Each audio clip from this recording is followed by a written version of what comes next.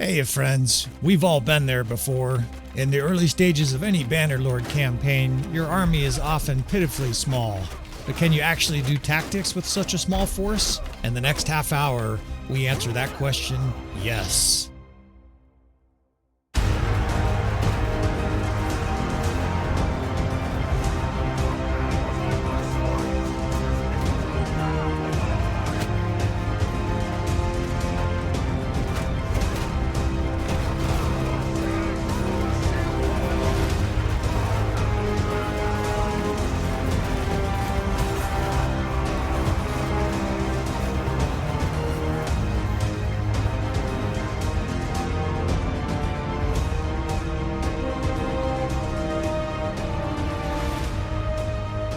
Alright friends, welcome back again to another episode of Tactical Enlightenment. Our YouTube channel is dedicated to Bannerlord, but we do focus on tactics and battlefield command, and we're going to help you with an early stage issue here. Sometimes you have a small army in the early stage, early campaign. You can see we're up against, let's do 234.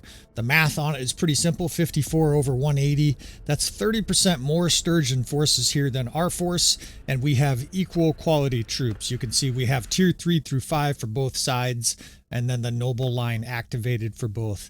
Now we're going to do a sequence of battles here, probably progressing from somewhat easy to really hard. And what we're going to do in this first episode is a very, very simple demonstration of how to destroy infantry in your campaign. Of course, it's easier with Khazate. That's why we're starting with them. We will make these progressively more difficult. We will try different scenarios, different kingdoms against different kingdoms. We will try heavy cavalry, we will try Battanian Fiend Champs, etc. So this first example, we're going to use the RTS camera extensively. I'm just laying these troops out here because it's more comfortable for me from the ground level, believe it or not. I'm putting 2 archer wings to the side, an infantry division in the center, in fact our only infantry division. 2 different cavalry divisions here, strictly defense, which is confusing to a lot of players. Of course, the guys that frequent the channel know that this is generally the best way to use cavalry, heavy cavalry in Bannerlord. Now we're also putting horse archer wings on both sides behind those shield walls, and the purpose of that is that so the enemy archers focuses on our heavy cavalry and shoots at their shields instead of killing our horse archers that don't have shields. Meanwhile, we're creating a void in the middle here, right? The infantry has no choice but to come right down the chute here. That's where the bulk of our forces are, but more importantly, it has to attack something, and it probably does some logic and says, okay, we can't attack horse archers. So we're going to open up the center here, pull the first division, which is infantry, into a square, and then kill the sturgeons from all 3 sides. Now you can see a lot of these arrows are just hitting our shields. You can hear the shields getting clunked, and because our horse archers are spread here, very few arrows are hitting horse archers. Even though those guys are close to archers, the sturgeon archers, they're not suffering 2 battle losses. This is the other advantage, is those cavalry lines in defense really are kind of holding back the sturgeon cavalry attack as well. So 154 infantry coming down the chute. We're going to start to back this first division up. This is pre-kiting. This is an essential part of kiting, is doing it when your forces are between 50 and 60, 70 feet, maybe 20 yards from the enemy. If you wait too late, the enemy will attack these guys. They're backpedaling. They move a little bit slower backwards. Now that they get to the edge of the little swamps here, we're going to put those guys in a square. And frankly, this battle is already over. Now, of course, we're going to play it out. I'm not just going to say, hey, take my word for it. This is going to work.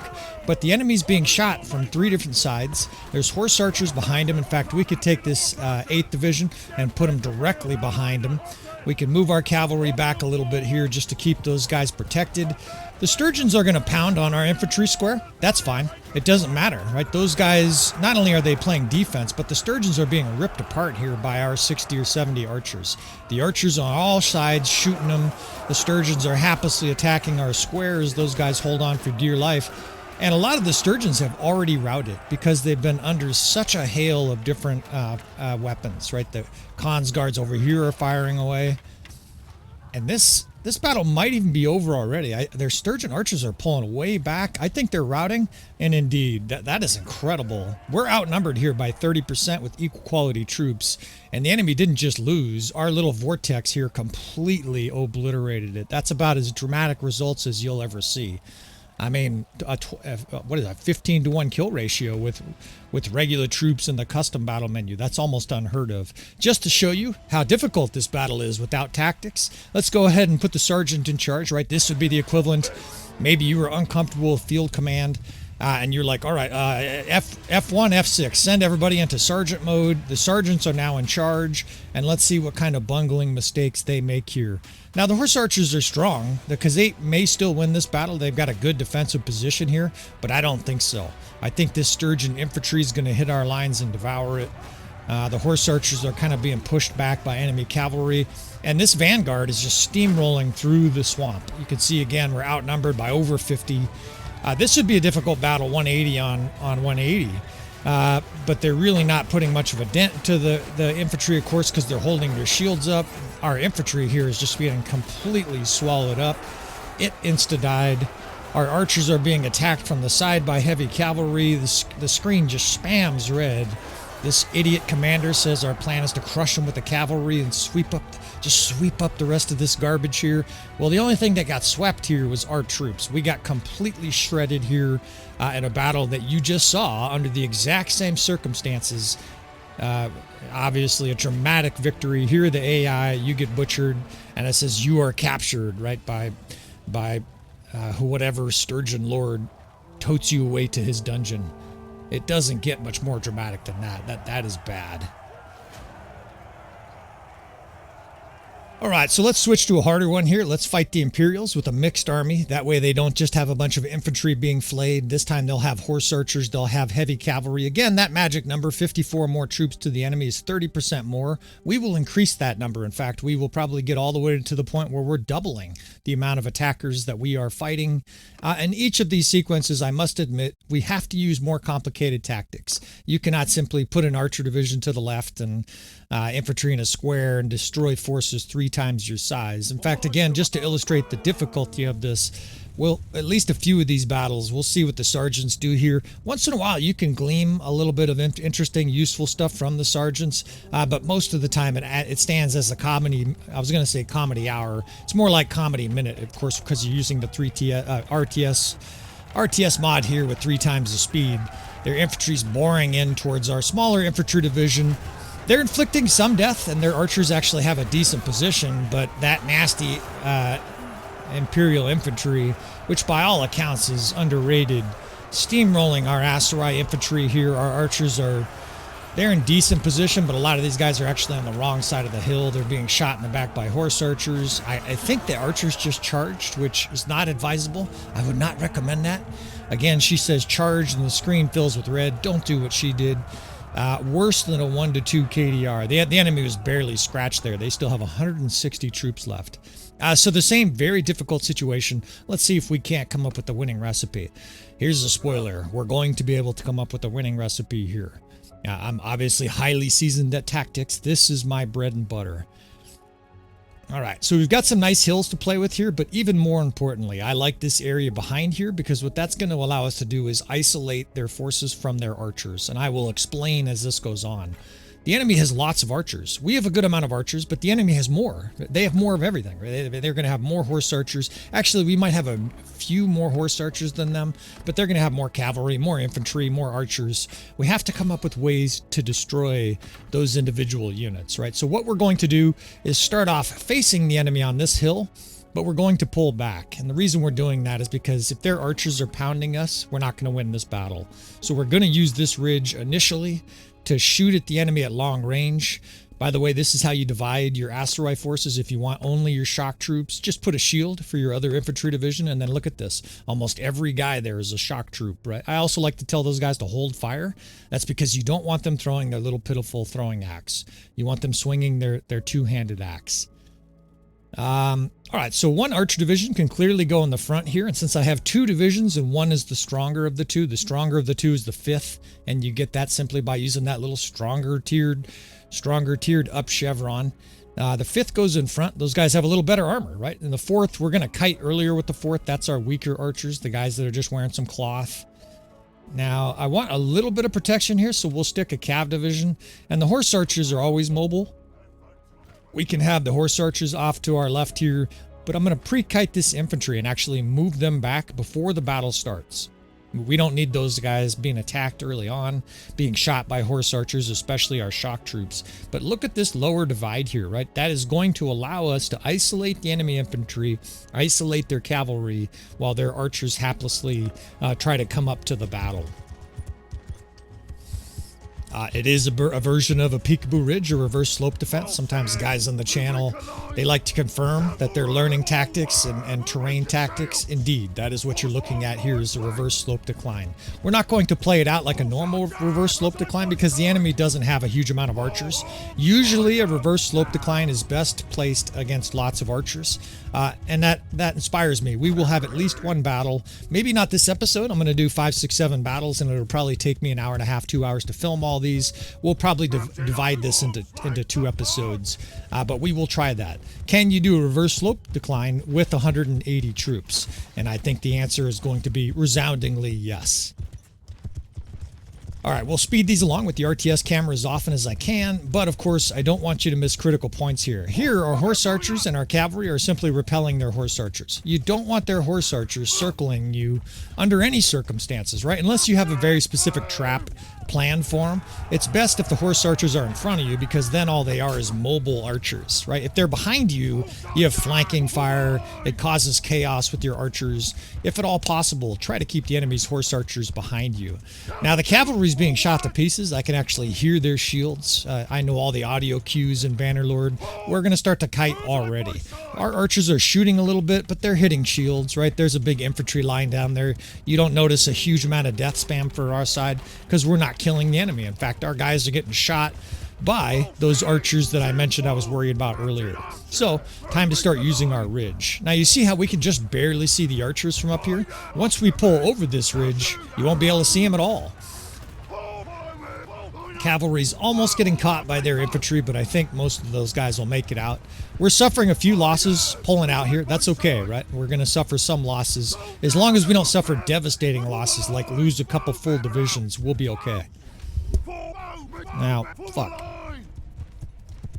I did not anticipate the back of the map being so close, but we will make do. This is suboptimal. I wish I had a little bit more room to move back here. But the 8th Corps there, let's get the horse archers pushed on the other side here. And very similar to that Khazate battle, we want to create a void in the center of our formation here for their infantry just to stagger around looking for a target. Our units are mostly mobile. That we're going to pre-kite. Again, our infantry here, we're going to start moving these guys back before the enemy infantry gets to them. It's too late once they're swinging their weapons at your guys. Now, their cavalry, you can't really kite, right? Their cavalry is chasing after our guys, and there's not much you can do about that. Your archers simply are going to get run down sometimes by cavalry. Fortunately, we didn't suffer a huge amount of losses there. All right, their big infantry vanguard, 83 guys, just arrived at the ridge. What are we going to do, right? We're going to continue to pre-kite. The reason we're doing this is that we're in the softening up stage. A lot of guys would say, well, just attack now, right? The archers can't hit you.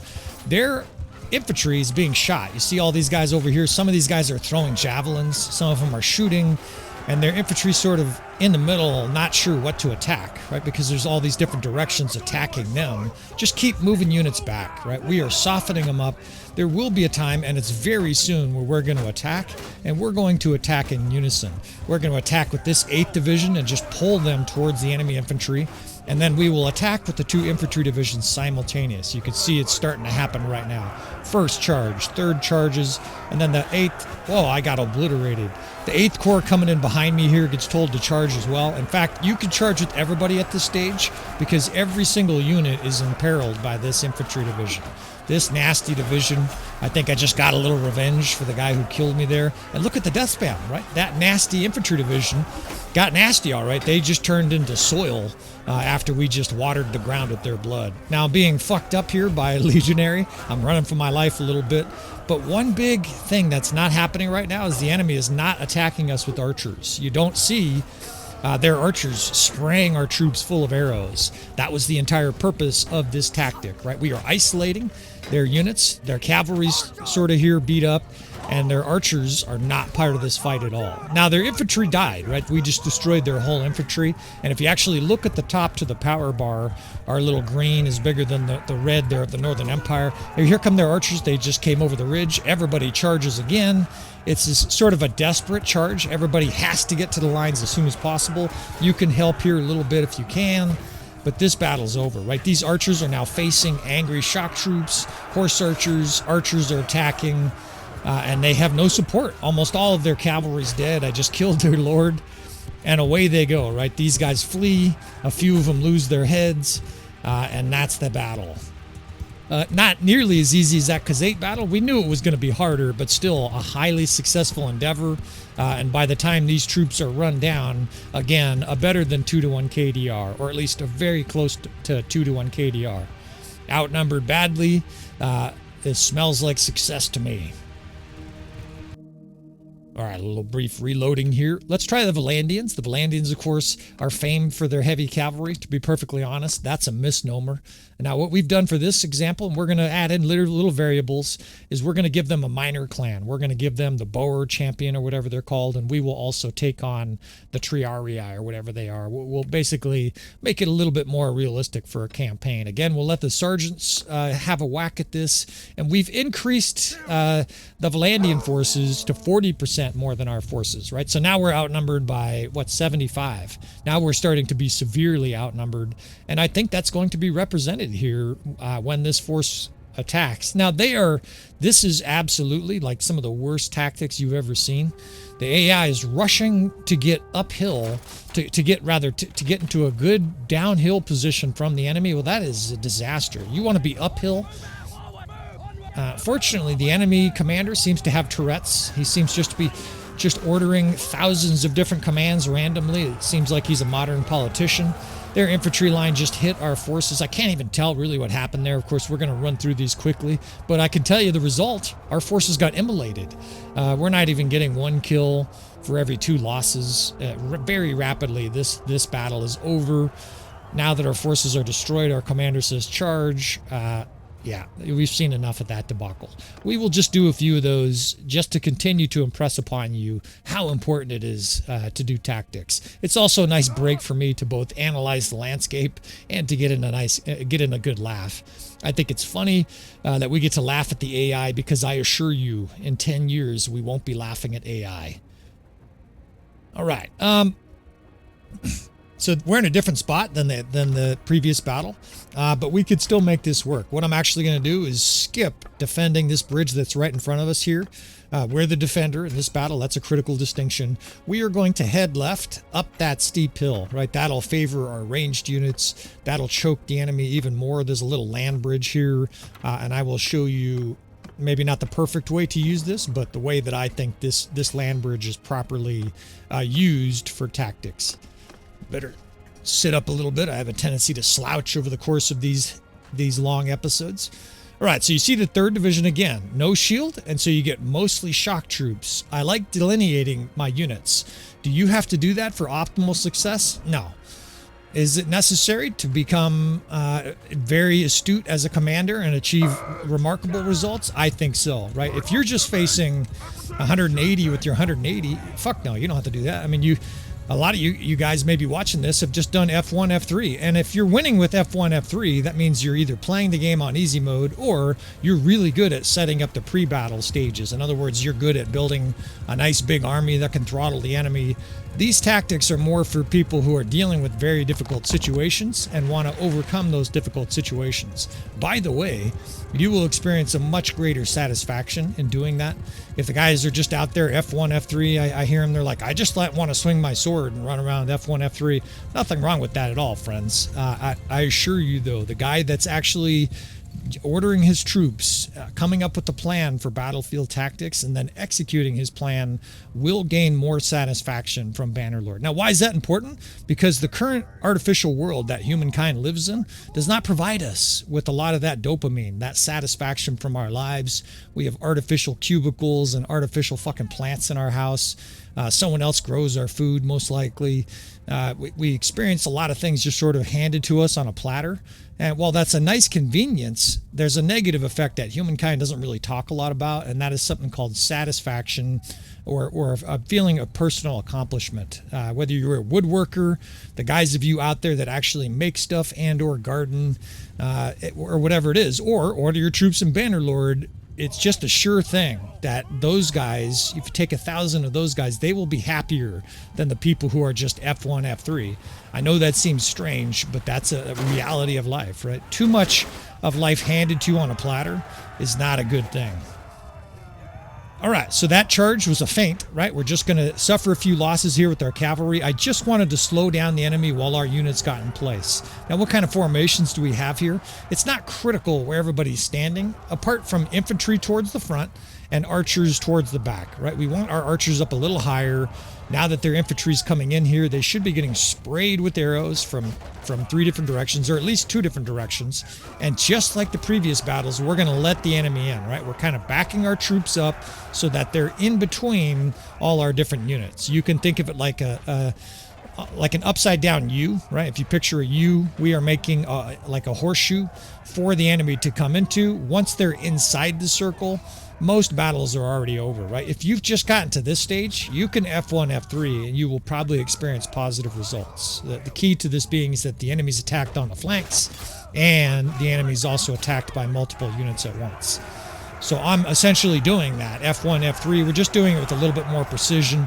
I don't like charging with archers, because if they charge, sometimes they lose line of sight. Notice now that those archers positioned on that hill are shooting these guys directly in the back, right? These Valandians are trying to attack our infantry, and the whole time our archers are shooting them in the back.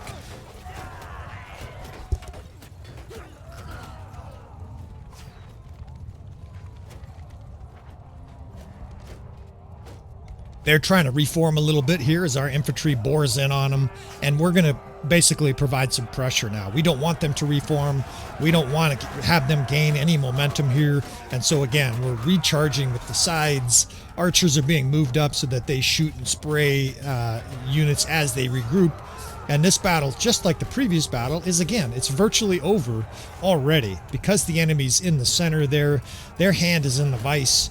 It's being smashed, and very quickly they're going to cry uncle. Now, this bridge location, the fact that the enemy's infantry and cavalry are over here, is very similar than the last battle.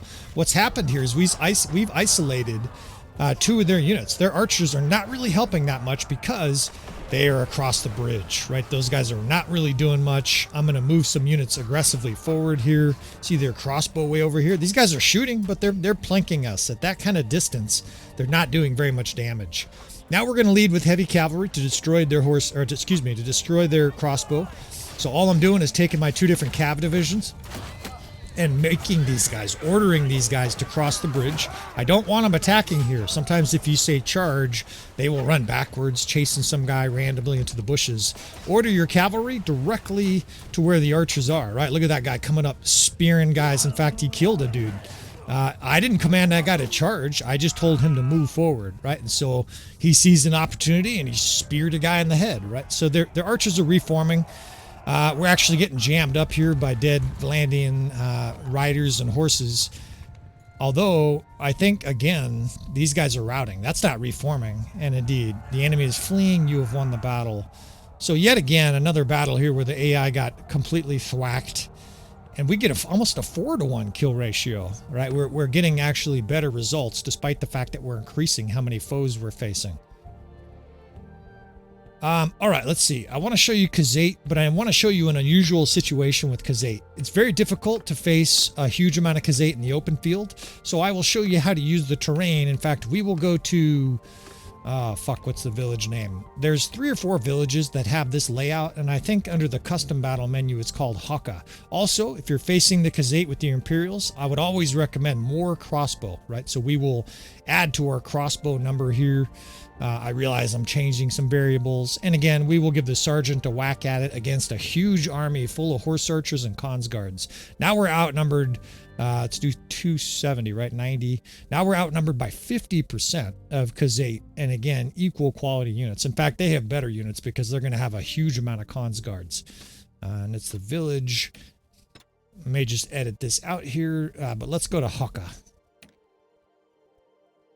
And again, let's let the sergeant, let's give them a proper Khazate commander here. Here, Monchug. So Monchug's attacking your Northern Empire force.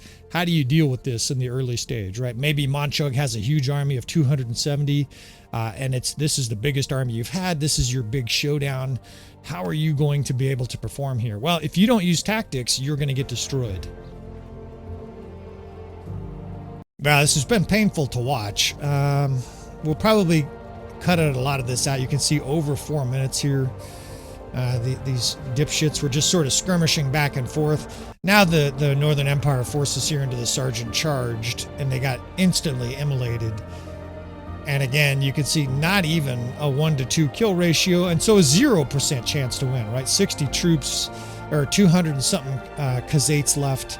Basically a huge debacle there using the sergeant. All right, so I'm going to show you how to deal with the Khazate. This village is virtually made for killing the Khazate, and we are going to employ a reverse slope decline. Now, some critical components to this. That's a nice little funnel there, but this is what I want. This little hill right here is an incredible reverse slope decline hill. There are certain attributes you're looking for with the hill, and I can explain. This is a big one. On the other side, you want the ability to put archers. The other thing too is we want to pull the enemy here, right? Now, if we start our troops off right where they are, in other words, positioned where we're going to eventually position, the AI will take the shortest point between point A and point B. I want them to come over that hill, so we're going to triangulate their troops almost like a dog. We're going to put some dog treats up in that further area so that they come to the left first, and then we will fall back over that hill. Now, your locations that you want for reverse slope decline, the biggest key is to have a nice hill, 10, 15 meters at most. You don't really want a super steep hill, although if it's sharp and steep, it works. If it's rounded and long, it doesn't work as well. So this hill is sort of small, but it's nicely rounded and gives us pretty good angles to enact this, a reverse slope decline. If you've never seen this before, the concept is effectively we're pre-positioned on the other side of the hill, and the enemy cannot see us with their archers or horse archers until they come over into murderous crossfire. I guess I'll explain the units here again. We got the 3rd Division, again, is these shock troops. Again, those guys with the Manavlions. 1st Division Shield. I made a 6th Division here just because I want a little bit of infantry support on our right, and I'll show you where I'm going to put them in a minute. 2 Archer Divisions. And again, I know it looks like a big jumbled mess. We're not going to stay here, right? This is strictly, we are waving the proverbial red flag at the bull. We're saying, come up here, Khazate. We want you to go through our reverse slope defense channel over here. And if they come too far to the right, it won't work, right? So we're just sort of stalling here until they commit. Most of the horse archers are committing. You see me holding fire there. I don't want to waste ammo, and I think we're good now. They may sort of trickle over here to the wrong side, but I think this will work. All right, so cavalry right there, right below the edge of the ridge. And again, we will do the RTS mod overhead for the guys who can't really understand what I'm doing right now. The experienced guys understand that I'm putting a cav and an infantry division on our right flank. That protects us in case the enemy tries to flank us with cavalry, which they very likely will. Now, we've got a 1st Division of infantry. Those guys are going to help buttress the front line with the shock troops.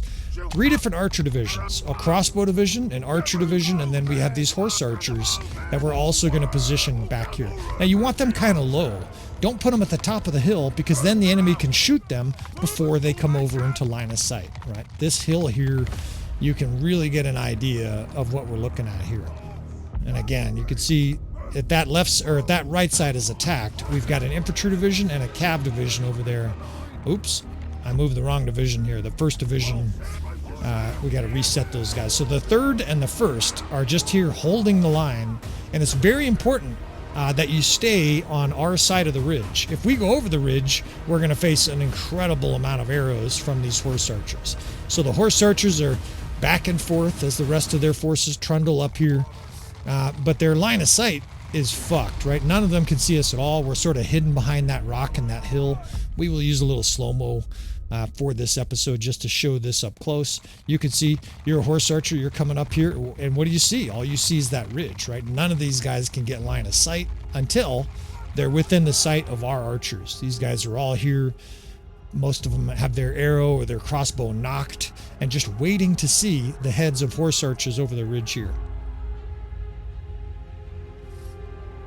It's sort of taking a little while, wasting our time. All right, so I hear some guys attacking on the right. They're probably attacking our flanks. This is cavalry. How do you deal with heavy cavalry? Shield and shock, right? These shock troops are in here. They'll attack on their own, but I like to tell these guys to charge. Look at them wildly swinging their javelins around. Over here, I mentioned the 6th. This infantry division is helping hold up our right. Those guys are doing a good job, but keep these guys on a short leash. Do not let them charge over that ridge because they will be shot to death for sure.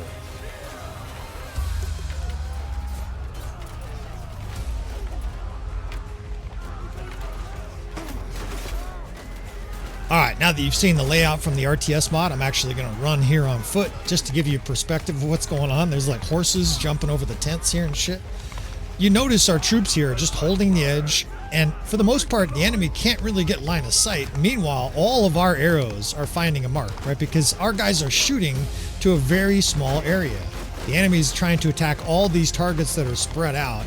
Meanwhile, our targets are highly focused right on that ridge. Some of their guys are shooting, but the death spam is obviously favorable to us. In fact, you zoom in here, and a lot of these archers can't shoot. They're actually just standing there. Their infantry's kind of in their way. Let's see how many of these archers are actually shooting.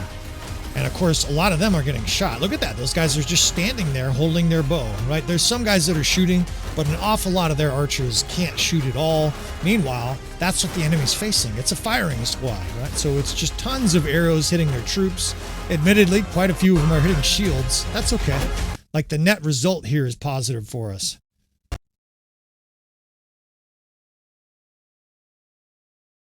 I don't know what that was. I just had a little bit of a stutter. Hopefully, I'll just continue narrating. Hopefully that's not a problem. Doesn't seem like there's any more stuttering.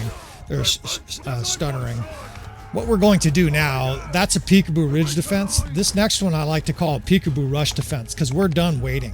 We have softened them up. You can see our power bar actually favors us. Time to attack. Charge with these 2 archer divisions. The horse archer division gets told to charge. We moved that 6th and the 2nd division up there, and now we're just going to drag our shock troops and heavy cavalry right the fuck through these Khazaits. They're all... Now they're charging, it looks like.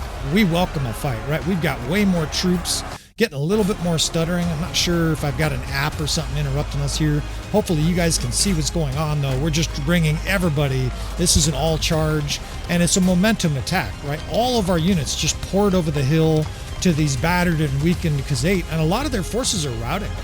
Some of them are sort of fighting here in the middle, but at this stage, this battle has swung lopsidedly in our favor. A lot of the Khazait are being killed, some of them are being ran over, and the rest are routing. This battle is over. I mean, when you see the infantry just fleeing like that, it's all over.